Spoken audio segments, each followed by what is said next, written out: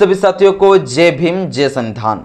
साथियों, आज के इस वीडियो में हम बेहद ही महत्वपूर्ण टॉपिक पर चर्चा करेंगे। महत्वपूर्ण साथियों इसलिए हो जाता है क्योंकि बाबा साहेब डॉक्टर भीमराव अंबेडकर जी के ऊपर हमेशा एक सवाल किए जाते हैं, एक आलोचनात्मक टिप्पणी किए जाते हैं कि अंबेडकर जी स्वतंत्रता संग्राम की लड़ाई में भाग क्यों नहीं लिया, आज़ादी वाला आंदोलन में शामिल बाबा साहेब अम्बेडकर जी क्यों नहीं हुआ। और ये सवाल साथियों तब ज़्यादा किए जाते हैं जब स्वतंत्रता दिवस आने वाला रहता है, जब 15 अगस्त का टाइम आता है। उस समय जो पाखंडी मनवादी लोग जो है तरह तरह के सवाल आलोचनात्मक टिप्पणी करना शुरू कर देते हैं और उल्टा पुल्टा शब्दों का प्रयोग करते हैं। अंबेडकर जी को राष्ट्रद्रोही आदमी बताते हैं, अंबेडकर जी को अंग्रेजों का एजेंट, अंग्रेजों का जो है चाटुकारी करने वाला बताते हैं।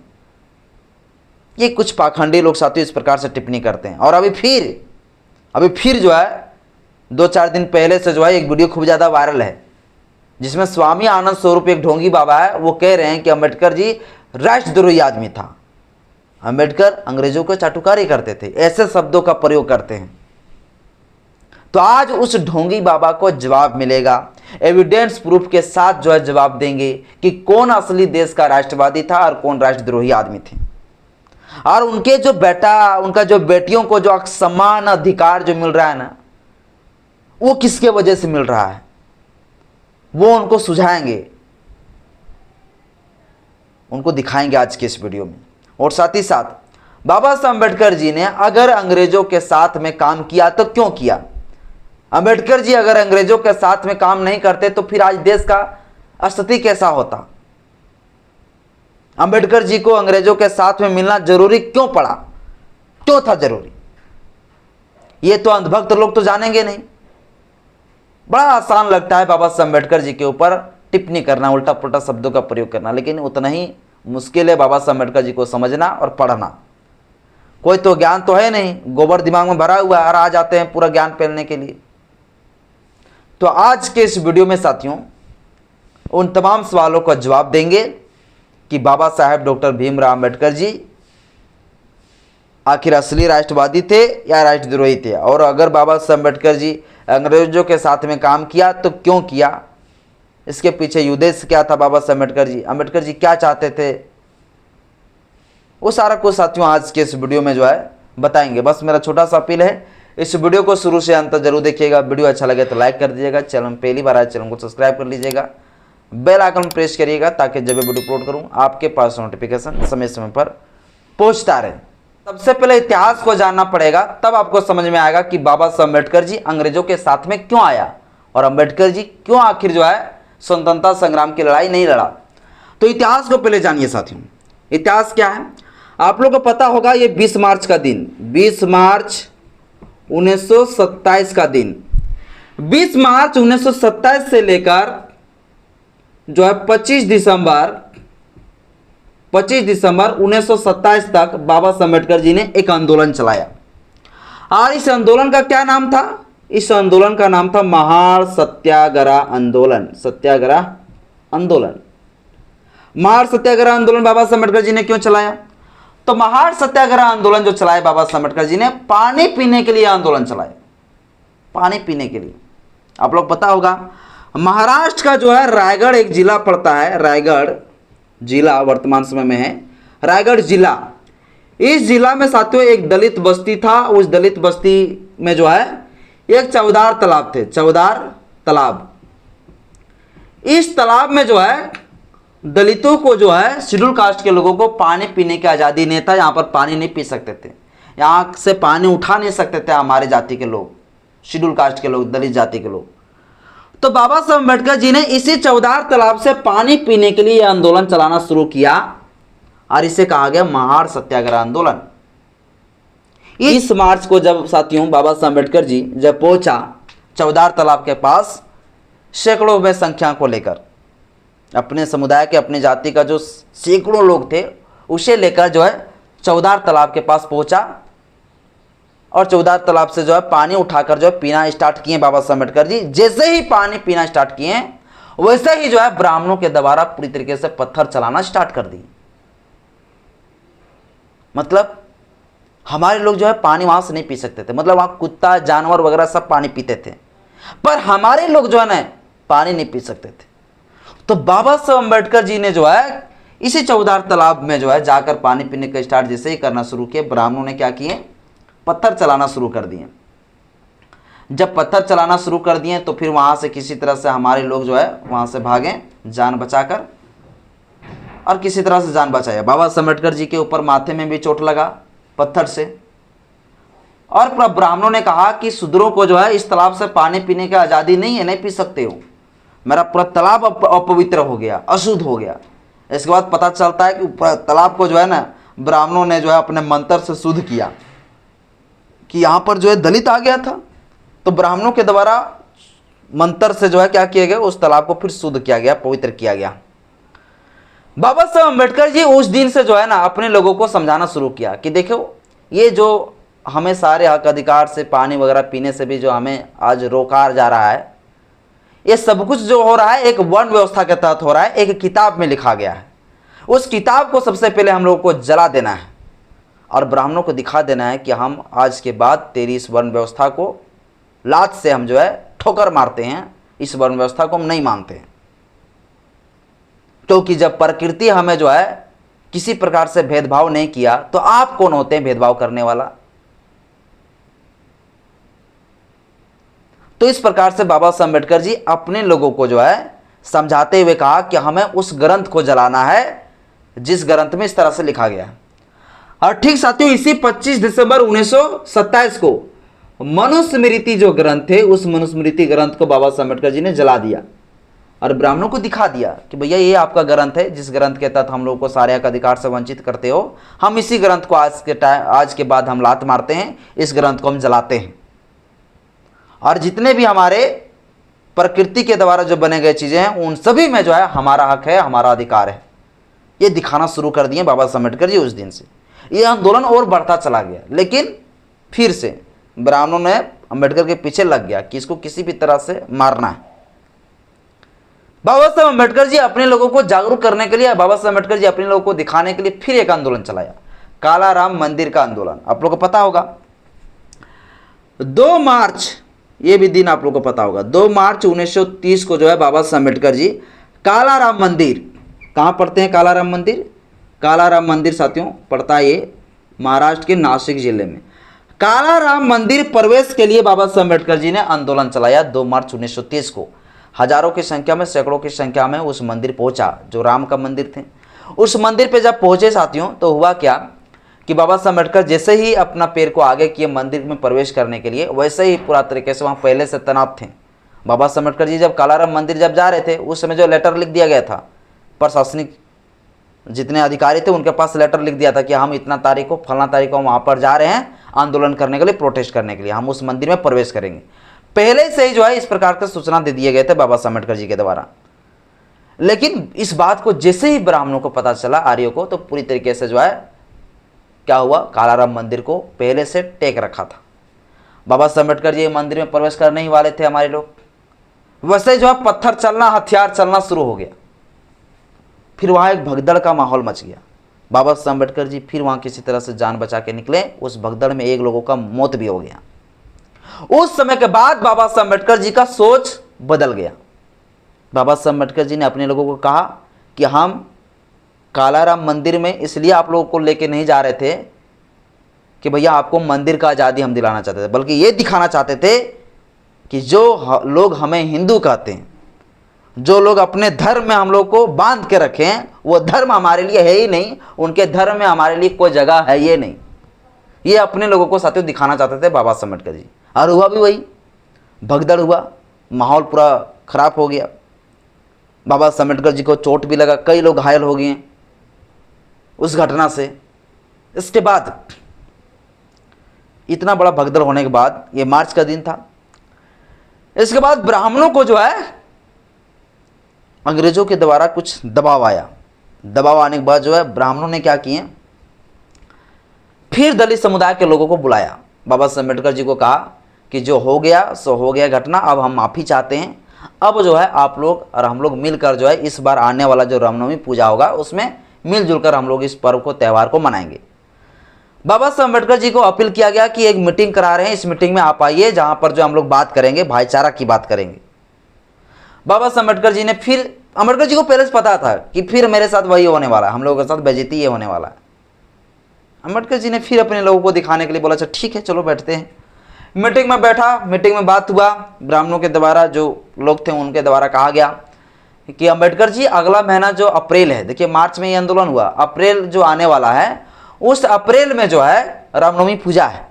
ब्राह्मणों ने कहा कि रामनवमी पूजा है, और रामनवमी पूजा में जो रथ यात्रा जो हम लोग निकालते हैं, जो जुलूस वगैरह निकालते हैं, उस रथ यात्रा का शुरुआत जो है, प्रारंभ जो है पूरी तरीके से दलित के हाथों से ही, आप ही लोग के समुदाय के हाथों से करवाएंगे, ये साथियों कहा गया। लेकिन बाबा साहब अम्बेडकर जी को पता था कि फिर वही होने वाला। अब जब रामनवमी का टाइम था तो रामनवमी में जब उस जुलूस निकालने के पारी आए हैं तो हमारे समुदाय के लोग वहां पहुंचा। इसके बाद जो है उससे पहले ही रथ निकल गया था। जब हमारे लोगों ने वहां पर आवाज उठाना शुरू किया तो फिर ब्राह्मणों लोगों ने जो है फिर हमारे लोगों के ऊपर जो है हाथीपाई करना शुरू किया, हथियार चलाना शुरू किया, मारधाड़ करना शुरू कर दी। मतलब उस दिन भी जो है हमारे लोगों के साथ क्या हुआ, अपमान हुआ। उस दिन के बाद बाबा साहब अम्बेडकर जी का पूरा सोच बदल गया। बाबा साहब अम्बेडकर जी उस दिन ने सीधे कहा कि अब हमें इस धर्म से कोई लेना देना नहीं, हम लोग हिंदू नहीं है। उस दिन से बाबा साहब अम्बेडकर जी दिखाना शुरू कर दिया कि हम लोग हिंदू नहीं हैं, हम लोग अनटचेबल हैं, अनटचेबल। उस दिन से बाबा साहब अम्बेडकर जी का सोच में एक ही चीज आ गया, जिस प्रकार से मुस्लिम लोगों को, मुस्लिम लीगों को जो है अलग पृथक निर्वाचन मंडल मिला है, उस प्रकार से हम लोग भी मांगेंगे। क्योंकि धर्म के आधार पर साथियों क्या दिए जा रहे थे, जो ब्रिटिश का जो शासन था, ब्रिटिश का जो कानून था, उनके तहत जो है धर्म के बेस पर जो है अलग निर्वाचन मंडल दिए जाते थे। अलग अम्बेडकर जी भी ये सोचना शुरू कर दिया कि हमें भी अब सेपरेट इलेक्टोरेट चाहिए, मतलब एक अलग पृथक निर्वाचन मंडल चाहिए, क्योंकि हम लोग भी जो है हिंदू नहीं है। तो उस दिन से बाबा साहब अम्बेडकर जी का सोच जो है अंग्रेजों की तरफ बढ़ना शुरू हुआ। इन जो है जो भारत का झूठी आज़ादी का जो मांग कर रहे थे, चाहे पंडित जवाहरलाल नेहरू हो, चाहे सरदार पटेल हो, अगर सुभाष चंद्र बोस, भगत सिंह और राजगुरु को छोड़ दे, सुखदेव को, तो इनके अलावा जितने भी लोग जो भारत की आज़ादी का जो ढोंग पीट रहे थे ना, वो सिर्फ झूठी आज़ादी का मांग कर रहे थे, सिर्फ झूठी आज़ादी का। इनका कोई मतलब नहीं था कि देश में भैया दलितों को, शोषितों, वंचितों का कोई हक अधिकार मिले। इनकी आज़ादी एक लॉलीपॉप, एक झुंझुनवा के बराबर था। तो बाबा साहब अम्बेडकर जी को तो ये पता था भैया कि हमको ये झुंझुनवा वाला आज़ादी नहीं चाहिए, ये लॉलीपॉप वाला आज़ादी मुझे नहीं चाहिए। तो बाबा साहब अम्बेडकर जी का जब इस प्रकार से घटना घटा साथियों, तब जाके बाबा साहब अम्बेडकर जी हाथ बढ़ाना किधर शुरू किए, अंग्रेजों की तरफ। और अंग्रेजों को जो है बाबा साहब अम्बेडकर जी ने पेपर लिखकर, बाबा साहब अम्बेडकर जी जब भी अंग्रेजों का मीटिंग में शामिल होते थे, बाबा साहब अम्बेडकर जी दिखाने का प्रयास किया गया कि हम जो है हिंदू नहीं है, कि हम लोग अनटचेबल है। बाबा साहब अम्बेडकर जी बार बार किसे कह रहे थे, अंग्रेजों को, ब्रिटिश को कह रहे थे। ब्रिटिश को पता था कि ये लोग भी जो है ना हिंदू है, उनको उतना पता नहीं था। तो बाबा साहब अम्बेडकर जी ने कहा कि भैया हम लोग हिंदू नहीं है, किसको, अंग्रेजों को। बार बार बाबा साहब अम्बेडकर जी इस चीज को कह रहे थे कि भैया हम लोग अनटचेबल है। अनटचेबल क्या होता है, तो अनटचेबल का मतलब अछूत होता है, हम लोग अछूत है। अछूत कैसा अछूत है, वो अछूत है जहां पे हिंदू धर्म के अंदर जो ग्रंथ है, जिस किताबों के तहत जो है पूरा हिंदू धर्म चलता है, उस धर्म में हमारे लिए कोई जगह नहीं है। हमें पानी पीने की आज़ादी नहीं, हमें मंदिर में प्रवेश करने की आज़ादी नहीं, सारे तमाम अधिकार जो शिक्षा का अधिकार है उनसे हमें वंचित किया गया है। इस बात को बाबा साहब अम्बेडकर जी अंग्रेजों के पास रख रहे थे। अंग्रेजों को इस बात को पता चल रहा था कि भैया अरे यार, ये तो मतलब इन लोगों को काफी अधिकार से वंचित करके रखा है।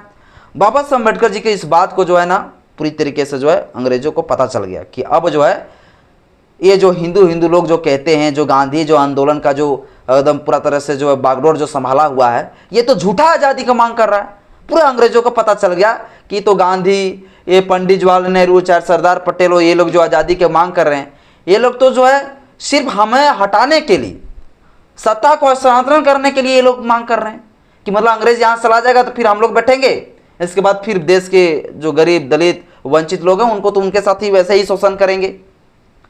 तो साथियों अंग्रेजों को इस बात को पता चल गया कि अगर हम यहाँ से चले गए बिना दलितों को अधिकार दिए, तो ये लोग अगर सत्ता में आएंगे तो फिर ये लोग जो है इन देश के दलितों, वंचितों को ये लोग जीने नहीं देंगे। अंग्रेज जो है देश के दलितों, वंचितों, शोषितों के लिए हक अधिकार दे रहे थे, समानता का अधिकार, स्वतंत्रता का अधिकार, सामाजिक, आर्थिक, राजनीतिक रूप से जो है ना पूरी तरीके से बराबरी में लाने के लिए अंग्रेज काम कर रहे थे। लेकिन उसी चीज़ से जो है ना कुछ लोगों को बड़ा बुरा लग रहा था कि ये दलित लोग, ये शोषित लोग, ये अब हम लोग के बराबर में आएगा।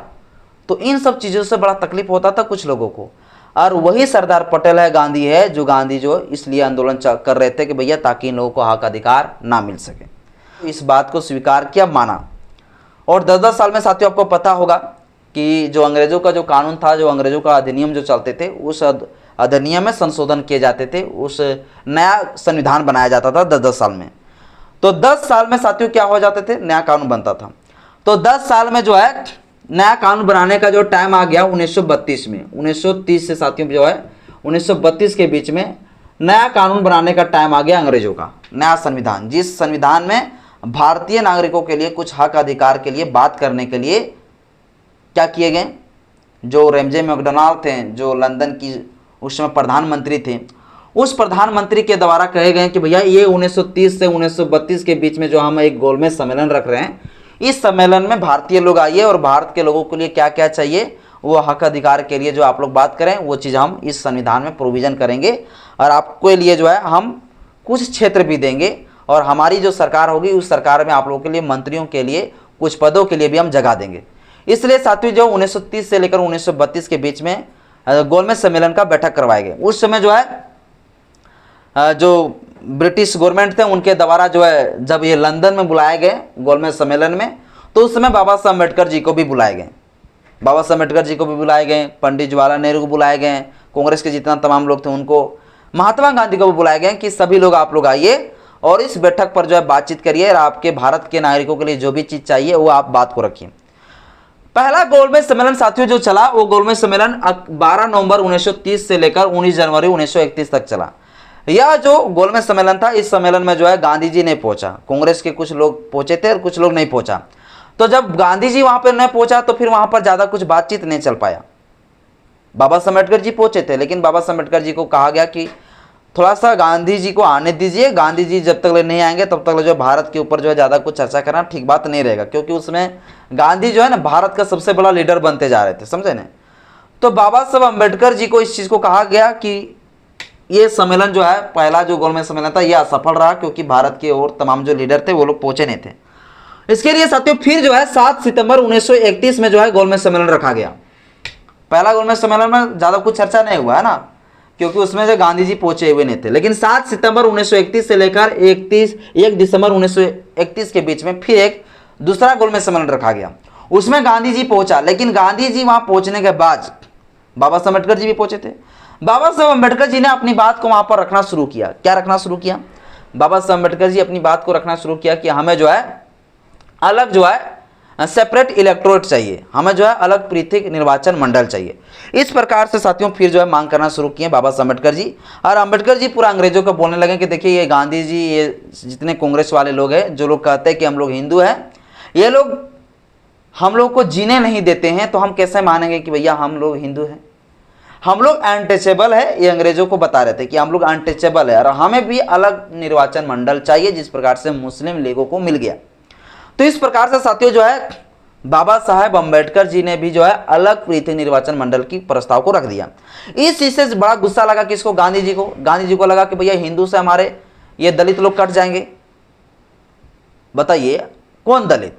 खाली लॉलीपॉप झुंझुनवा पकड़ाने वाला दलित और हिंदू कहते थे गांधी।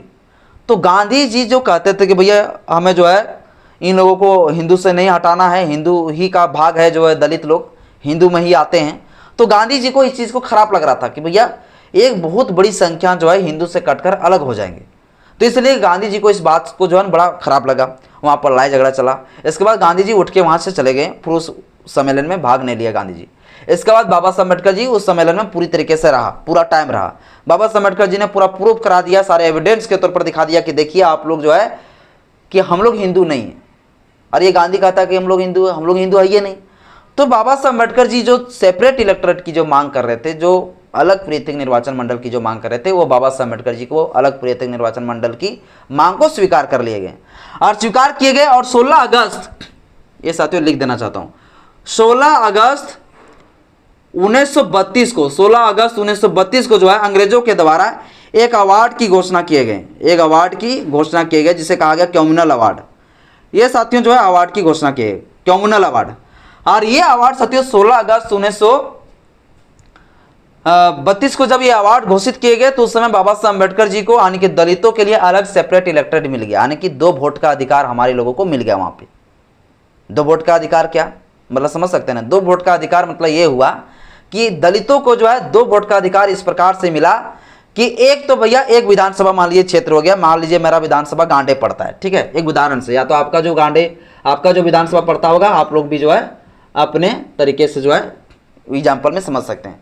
मान लीजिए मेरा विधानसभा गांडे है, तो गांडे विधानसभा में अभी वर्तमान समय 1 विधायक है, लेकिन अलग पृथक निर्वाचन मंडल जब रहता तो हमें 2 विधायक मिलता। कैसे? एक विधायक ऐसा विधायक होता जो सभी जातियों के लिए होता, और एक विधायक ऐसा होता जो विधायक सिर्फ अनुसूचित जातियों के लिए होता। तो एक विधानसभा क्षेत्र में 2 विधायक होते हैं, तो ऐसे में क्या होता, अनुसूचित जातियों के क्षेत्र में, अनुसूचित जनजातियों के क्षेत्र में क्या होता, सारे हक अधिकार जो धीरे धीरे जो दबा के रखे गए थे वो पूरा हो जाता, क्योंकि काम ज़्यादा होता। 2 विधायक मिलकर जब काम करते हैं तो पूरा काम होता। तो ये जो हक अधिकार था वो बाबा साहब अम्बेडकर जी ने जो मांग किया ये मिल गया। किसके द्वारा? अंग्रेजों ने कहा भैया हाँ इन लोगों को जो है अलग निर्वाचन मंडल मिल जाना चाहिए, और मिल भी गया। 16 अगस्त 1932 को जो है कम्युनल अवार्ड का घोषणा करके जो है इस प्रकार से हमारे लोगों को 2 वोट का अधिकार दे दिया, अलग जो है सेपरेट इलेक्टेड दे दिया। इस बात से जो है गांधी जी को बुरा लगा। गांधी जी उस समय जेल में बंद था, ठीक है, गांधी जी को उस समय बहुत बुरा लगा। गांधी जी जो है 20 सितंबर 1932 को, देखिए अगस्त के बाद 16 अगस्त पार हुआ, इसके बाद 20 सितंबर पहले प्रयास किया गया। पहले क्या प्रयास किए गए? पहले प्रयास किया गया, कांग्रेस के लोग थे, गांधी जी थे, उनके द्वारा ये निर्देश दिए गए कि अंबेडकर जी को जाकर समझाओ कि ये 2 वोट का अधिकार को वापस करें, ये अलग पृथक निर्वाचन मंडल जो है वो रिटर्न करें, उसको अंग्रेजों को बोले कि ये हमें नहीं चाहिए सेपरेट इलेक्टेड। तो इस प्रकार से बाबा साहब अम्बेडकर जी के पास आया, कई सारे नेता लोग आए, कई सारे लोग आए, बाबा साहब अम्बेडकर जी को समझाया कि अम्बेडकर जी आप जो इस प्रकार से गलत कर रहे हैं, ये अलग पृथक निर्वाचन मंडल की जो मांग कर रहे हैं वो आप गलत कर रहे हैं, इस चीज़ को आप रिटर्न करिए। आप इस तरह से नहीं कर सकते, आप हिंदुओं से कट नहीं सकते हैं, क्योंकि आप लोग भी हिंदू हैं। बाबा साहब अम्बेडकर जी कहते थे कि भैया किस हिंदू की बात करते हैं आप लोग तो हमें जीने के लिए मजबूर कर दिया है, जीने नहीं देते हैं आप लोग, और आप बोलते हैं कि भैया हम लोग हिंदू हैं। तो बाबा साहब अम्बेडकर जी बार बार इस बात को टालता गया कि भैया हम ये 2 वोट का अधिकार, कितना मुश्किल के बाद हजारों साल की जो गुलामी है उस गुलामी को जो है मिटाकर आज हमें ये अधिकार मिला है कि भैया समानता, स्वतंत्रता, सामाजिक, आर्थिक, राजनीतिक रूप में हर जगह पे बराबरी का जो है आज अधिकार हम लोगों को मिला है, और आप छीनना चाहते हैं। बाबा साहब अम्बेडकर जी इस बात को जो है कहकर इस बात को खारिज कर देते थे कि भैया हम ये चीज़ को हम वापस नहीं करेंगे। तब साथियों 20 सितंबर 1932 को गांधी जी जो है बंद थे, किस में, पुणे के अरवदा जेल में बंद था। तो गांधी जी जो है उस समय अपना आमरण अनशन में बैठ गया, खाना पीना सब बंद, बोला कि जब तक ये रिटर्न नहीं करेंगे तो हम जो है खाना पीना तब तक नहीं खाएंगे। इसके बाद साथियों पूरा भूखे मरने लगा गांधी जी, पूरा भूख प्यास से जो है पूरा मुंह कान सूखने लगा। लोगों को डर लग गया कि अब तो गांधी मरेगा, क्योंकि खाना पीना भी खाने बंद कर दिया था। इसके बाद बाबा साहब अम्बेडकर जी को फिर बुलाया गया, बाबा साहब अम्बेडकर जी को वहीं मिलने के लिए जेल में। बाबा साहब अम्बेडकर जी को फिर बताया गया कि आप अम्बेडकर जी इस चीज़ को जो है वापस कर दीजिए, 2 वोट का अधिकार को आप रिटर्न कर दीजिए, पृथक निर्वाचन मंडल आप मत लीजिए। इस प्रकार से फिर गांधी के पास बुलाकर जो अम्बेडकर के बीच में बातचीत ऐसे हुआ। अम्बेडकर ने फिर कहा कि ये होने वाला नहीं। इसके बाद वहीं से गांधी जी ने गोली फीट किया, कुछ लोगों को लगा दिया, और अम्बेडकर को जो है जब अम्बेडकर जी गांधी जी से मिलकर आ रहे थे तो उसी समय रास्ते में जो है अम्बेडकर को टेक लिया कुछ लोगों ने, और वो साथियों आग का ज्वाला लेकर, मोटा मोटा लाठी लेकर अम्बेडकर जी के गाड़ियों को चारों तरफ से अटैक कर लिया। और अम्बेडकर जी को धमकी दिया गया कि अगर इस प्रकार से अगर आप ये वापस 2 वोट का अधिकार ये पृथक निर्वाचन मंडल का वापस नहीं करते हैं, अगर गांधी को कुछ हो गया तो फिर आप लोग को जीने नहीं देंगे, आपकी पूरा बस्ती को उजाड़ देंगे, आपके लोगों को उजाड़ देंगे, और आपको भी नहीं जिंदा छोड़ेंगे। अम्बेडकर जी को धमकी दिया गया। इस धमकी के बाद बाबा साहब अम्बेडकर जी का जो है रूप थोड़ा बदल गया। बाबा साहब अम्बेडकर जी को लगा कि मेरे वजह से पूरी तरीके से जो है, हालांकि बाबा साहब अम्बेडकर जी मेरे अपने लिए सिर्फ नहीं सबके लिए काम कर रहे थे, लेकिन अम्बेडकर जी को लगा कि अगर गांधी मर गया तो फिर हमारे लोगों को भी जो है ना ये लोग जीने नहीं देंगे, हमारे लोगों के साथ, मेरे साथ साथ जो है हमारे लोगों के साथ बहुत शोषण करेंगे, ये लोग अत्याचार करेंगे। तो इसलिए जो है बाबा साहब अम्बेडकर जी का मजबूरी बना, और 24 सितंबर, कब, 24 सितंबर का साथियों वो दिन है, 24 सितंबर 1932 को जो है फिर क्या हुआ, पूना पैक्ट का समझौता हुआ, उसी जेल में जो समझौता हुआ, और उस समझौता में जो है कहा गया कि अम्बेडकर जी आप इस चीज़ को रिटर्न कर लीजिए। और अम्बेडकर जी ने उस दिन जो है मजबूरी में इस चीज़ को स्वीकार कर लिया कि ठीक है हम इस चीज़ को चलिए वापस कर देते हैं। लेकिन उस दिन जो है बाबा साहब अम्बेडकर जी ने कहा कि भैया हम ऐसे आसानी में जो है छोड़ने वाले नहीं हैं, हमें चाहिए अधिकार, हमें तो आरक्षण चाहिए हर हाल में। क्योंकि आप लोग जो है ना कहते हैं कि जाति छुआछूत खत्म कर देंगे, तो सिर्फ छुआछूत को खत्म करने से कुछ होने जाने वाला नहीं है। क्योंकि गांधी जी कहते थे कि भैया सबसे बड़ा हितैषी दलितों का हम ही है, इसलिए हरिजन शब्द का प्रयोग करते थे, गाली देते थे हमारे लोगों को। गांधी जी चाहता था कि भैया हम जो वर्ण व्यवस्था के अंदर जो छुआछूत चलता है ना उस चीज को खत्म करेंगे, लेकिन सत्ता में इन लोगों को जगह नहीं देंगे, प्रशासनिक क्षेत्रों में इन लोगों को जगह नहीं देंगे, इन लोगों के साथ खाली छुआछूत भेदभाव जो होता है वो खत्म कर देंगे। जो कि अंबेडकर जी कहता था कि ये छुआछूत खत्म होने से कुछ होने जाने वाला नहीं है, हमें सत्ता में जगह चाहिए, तब हम अपने लोगों के लिए कुछ कर पाएंगे। वरना अगर सत्ता में अंग्रेज जाने के बाद अगर आप ही लोग बनेंगे, सत्ता में आएंगे, तो फिर हमारे लोगों को पता नहीं कि आप लोग आज़ादी देंगे या नहीं देंगे। आप लोग जो है ना निचली जाति के लोगों को दबाते रहेंगे आप लोग। गांधी जी सब क्या कर रहे थे, ये लोग सब आंदोलन जो चला रहे थे ना वो सिर्फ सत्ता का हस्तांतरण करना चाहते थे कि अंग्रेज यहाँ से चले जाएंगे, फिर हम लोग सत्ता में बैठेंगे, इसके बाद फिर दलितों के साथ जो है निचली जातियों को दबाते चले जाएंगे, शोषण करते चले जाएंगे। वो लोग जो है यही चाहते थे, गांधी भी यही चाहते थे भैया कि हमें जातिवाद जो है छुआछूत जो है ना इस सबको खत्म कर देंगे, साथ में खाना पीना खाएंगे, आएंगे जाएंगे, चाय वगैरह पियेंगे, इसी से आज़ादी मतलब मिल जाएगा, ये गांधी लोगों को लगता था। लेकिन अंबेडकर जी को ये नहीं लगता था। अंबेडकर जी का कहना था कि भैया इससे हमारी वास्तविक आज़ादी नहीं मिलेगा, हमें सामाजिक आर्थिक राजनीतिक सभी चीज़ों में हमें आज़ादी चाहिए, और ये तभी हो सकता है जब हमारे लिए एक रिजर्व सीट रहेगा, आरक्षण रहेगा। तो गांधी जी को अंबेडकर ने कहा कि ये जो 2 वोट का अधिकार है सेपरेट इलेक्टोरेट, इसको हम नहीं छोड़ेंगे तब तक जब तक हम लोग रिजर्वेशन की कोई ऐसा बात नहीं करेंगे, दावा नहीं करेंगे। गांधी ने कहा ठीक है, ये आरक्षण की व्यवस्था किया गया, और उसी के माध्यम से जब संविधान बना तब जाके हम लोग को आरक्षण मिला। तो आरक्षण हम लोग के लिए कोई भीख नहीं है, बल्कि पुनः पैक्ट समझौता है, याद रखिएगा। तो उस समय कहा गया कि 148 जो है प्रांतीय जो विधानसभा क्षेत्र होगा उस जगह पर सिर्फ जो है दलितों को रिजर्व सीट रहेगा। 148 विधानसभा सीट जो है हम लोग के लिए रिजर्व कर दिया गया। तो उस समय साथियों इस प्रकार समझौता हुआ पुनः, और इसी चीज को पुनः पैक्ट समझौता कहा जाता है। अब देखिए, अब जो इतना प्रकार का जो घटना घटा, जो इतना सारे चीजें हुआ, जब साथियों इस प्रकार से समझौता हुआ पुनः पैक्ट समझौता, तब जाके अंबेडकर जी को बड़ा ही दुख लगा। अंबेडकर जी को इतना दुख लगा कि अंबेडकर जी जब घर गए तो खून का आंसू रो रहे थे।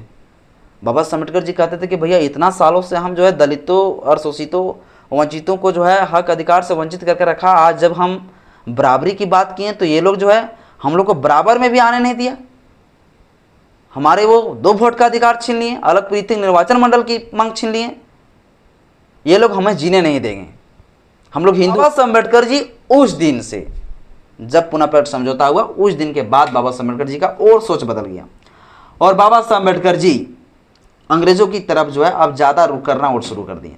आप लोगों को पता है 2 जुलाई 1942 को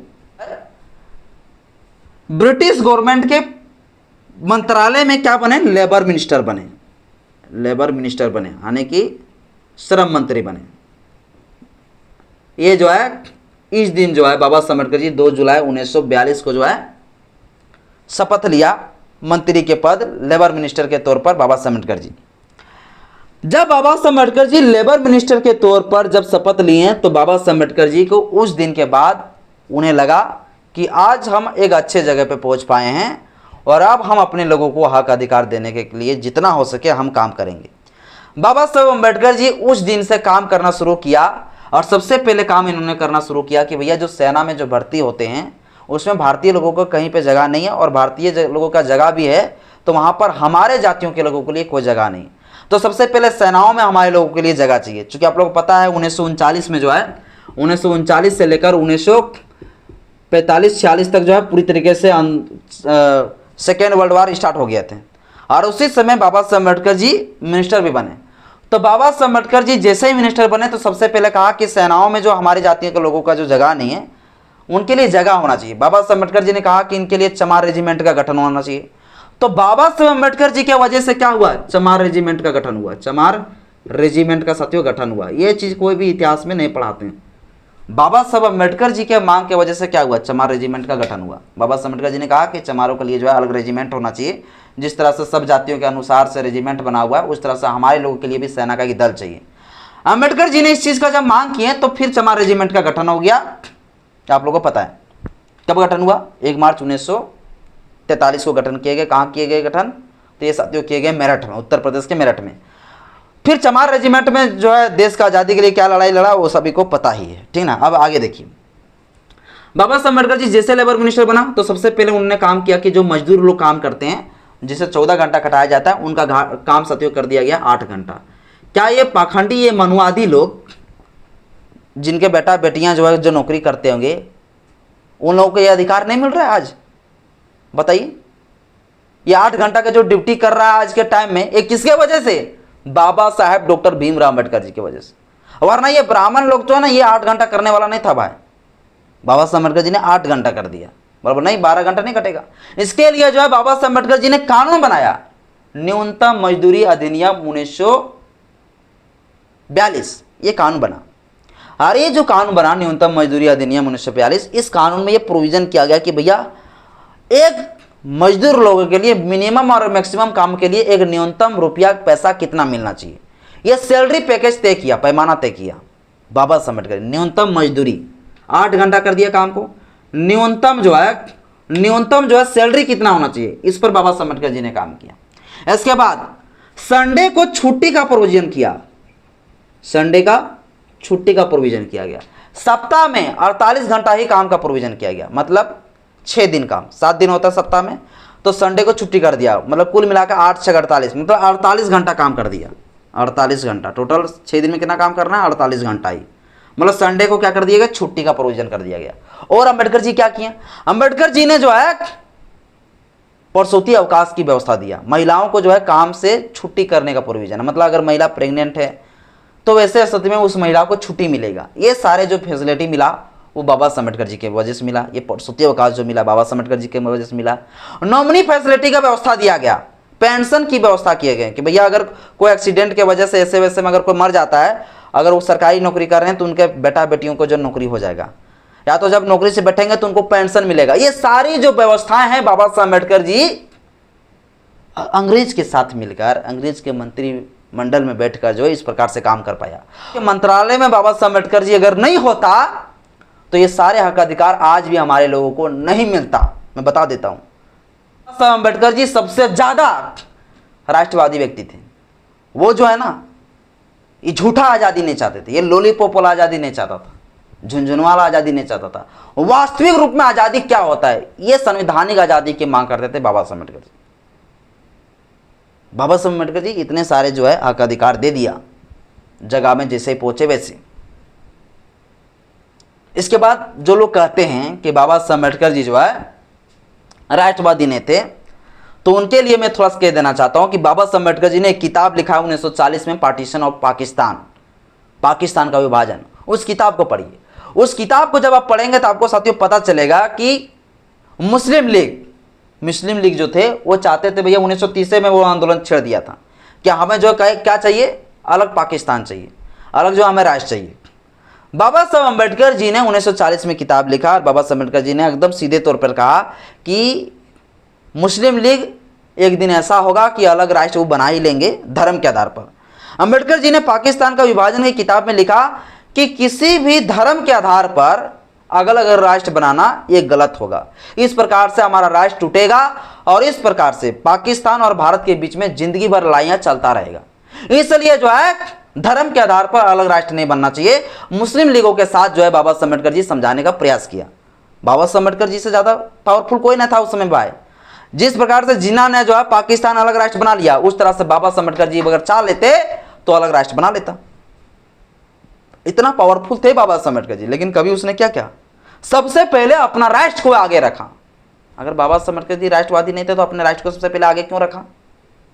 वो कभी नहीं चाहते थे कि हम देश से टूट जाएं, हम इसी देश में रहें और इसी देश में सारे हक अधिकार हम लोगों को मिले। इनकी लड़ाई बाबा साहब अम्बेडकर जी लड़ रहे थे। लेकिन वही मुस्लिम लीग चाह रहे थे कि हमें धर्म के आधार पर अलग राष्ट्र बना देना, और साथियों अलग राष्ट्र बना दिया। और बाबा साहब अम्बेडकर जी ने क्लियर लिखा कि अलग राष्ट्र अगर बन गए तो पूरी तरीके से जो है कि अलग राष्ट्र अगर बनेगा तो ये जिंदगी भर ये लड़ाई खत्म होने वाला नहीं है और इस प्रकार से हमारा देश कमजोर होगा। और इस किताब को जब आप पढ़ेंगे तो पता चलेगा कि बाबा साहब अम्बेडकर जी कितना बड़ा जो है राष्ट्रवादी आदमी थे। देश को कभी टूटना नहीं देखना चाहते थे, वो सिर्फ हक अधिकार की बात करते थे भैया कि हम लोग को बराबरी में चाहिए, अधिकार सारे जगहों पर चाहिए। और जो झूठी आज़ादी की लड़ाई लड़ रहे थे वो सिर्फ चाहते थे कि भैया सिर्फ छुआछूत खत्म करेंगे और कुछ नहीं। कोई जगह पर जो है आज जितने विधायक सांसद मंत्री बैठा हुआ है सब बाबा साहब अम्बेडकर जी का देन है। और ये तभी संभव हो पाया जब जो है अंग्रेजों ने मौका दिया बाबा साहब अम्बेडकर जी को, वरना नहीं हो पाता। सच बता रहा हूं। तो देश के लोगों के लिए बाबा साहब अम्बेडकर जी जितना कुछ सोचते थे उतना कोई नहीं सोचता था। बाबा साहब अम्बेडकर जी से ज़्यादा राष्ट्रवादी व्यक्ति कोई नहीं हो सकता है। इसके बाद साथियों बाबा साहब अम्बेडकर जी का वो किताब को आप लोग पढ़ सकते हैं जिसमें बहुत बड़ी बड़ी बातें करते हैं। बाबा साहब अम्बेडकर जी कहते हैं कि भैया हमें राष्ट्रवाद के प्रति काम करना चाहिए, हमें अलग राष्ट्र नहीं बनाना चाहिए धर्म के आधार पर। मुस्लिम लीग को समझाते बाबा साहब अम्बेडकर जी, लेकिन वो समझने वाला नहीं था। अलग राष्ट्र बन भी गया तो बाबा साहब अम्बेडकर जी अगर चाह लेते तो फिर अलग राष्ट्र बनाता, लेकिन उससे राष्ट्रवादी था भावना, इसलिए वो अलग राष्ट्र नहीं बनाना चाहते थे। साथियों एक बहुत बड़ा राष्ट्रवादी आदमी थे। आगे समझिए, आप लोगों को पता होगा reserve bank of India, reserve bank of India जो वर्तमान समय में जो है हमारे देश में जो नोट वगैरह छपता है, पैसा वगैरह सारा रिजर्व बैंक ऑफ इंडिया से छपता है। रिजर्व बैंक ऑफ इंडिया है, ये रिजर्व बैंक ऑफ इंडिया भी जो बाबा साहब अम्बेडकर जी के वजह से ही स्थापना हो पाया। जो आज इतना सारा जो पैसा छपता है, हमारे देश की जो अर्थव्यवस्था जो संभाला हुआ है, ये सारा बाबा साहब अम्बेडकर जी का देन है। बाबा साहब अम्बेडकर जी ने 1923 में बाबा साहब अम्बेडकर जी एक किताब लिखे थे जिस किताब का नाम था the problem of the rupee, यानी देश की अर्थव्यवस्था कैसे चलेगा। और ये किताब जो साथियों लिखा था the problem of the rupee, उसी किताब के बेस पर 1931 में जो है रिजर्व बैंक ऑफ इंडिया अधिनियम बना, कानून बना। और फिर उसी किताब के बेस पर रिजर्व बैंक ऑफ इंडिया की स्थापना 1935 को हुआ, 1 अप्रैल 1935 को। तो 35 को किए गए, जो किसके द्वारा किए गए, हिल्टन कमेटी एक साथियों गठन किए गए थे अंग्रेजों के द्वारा। हिल्टन कमेटी जो समिति था, उसी समिति का काम था भैया रिजर्व बैंक ऑफ इंडिया का स्थापना करना। अब वह समिति में जो है रिजर्व बैंक ऑफ इंडिया के संबंधी जो किताब लिखे थे बाबा साहब अम्बेडकर जी, उस किताब के तहत जो है रिजर्व बैंक ऑफ इंडिया का कानून बना और उसी के तहत जो है रिजर्व बैंक ऑफ इंडिया का स्थापना हो गया 1935 में। शुरू में जो है रिजर्व बैंक ऑफ इंडिया का जगह जो है कार्यालय जो है कोलकाता रखे गए, बाद में इसे उठाकर अभी जो है महाराष्ट्र ले जाया गया।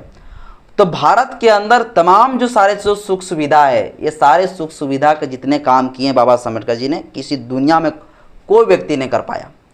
और जो लोग आज़ादी का जो ढोंग पीट रहे थे ना, वो आज भी हमारे लोगों को इतने सारे अधिकार नहीं देते हैं जो झूठी आज़ादी की मांग करते थे। तो बाबा साहब अम्बेडकर जी अंग्रेजों के साथ इसलिए मिलकर काम कर रहे थे ताकि अपने लोगों को हक अधिकार दे सके, सिर्फ अपने लोगों के नहीं बल्कि सबके लिए कुछ काम कर सके, जो ये लोग 2 कौड़ी के लोग कुछ नहीं दे पाता। तो अम्बेडकर जी साथियों देश के सबसे बड़ा राष्ट्रवादी व्यक्ति हैं। बाबा साहब अम्बेडकर जी के वजह से ही तिरंगा झंडा में अशोक चक्र लग पाया, कई सारी चीजें साथियों। तो आज के इस वीडियो में साथियों आप लोगों को पता चल गया होगा कि बाबा साहेब डॉक्टर भीमराव अम्बेडकर जी राष्ट्रद्रोही नहीं, असली राष्ट्रवादी व्यक्ति थे। राष्ट्रद्रोही वो लोग थे जिनका दिमाग में खोपड़ी में जातिवाद भरा था। वो लोग नहीं चाहते थे कि हमारे लोग सत्ता में आवे, हमारे लोग जो है जगह पर पहुंचे। बस साथियों आज के इस वीडियो में इतना ही। वीडियो कैसा लगा आप लोग कमेंट बॉक्स में अपना राय जरूर बताइएगा। जय भीम, जय सिंधन, जय विज्ञान, जोहार।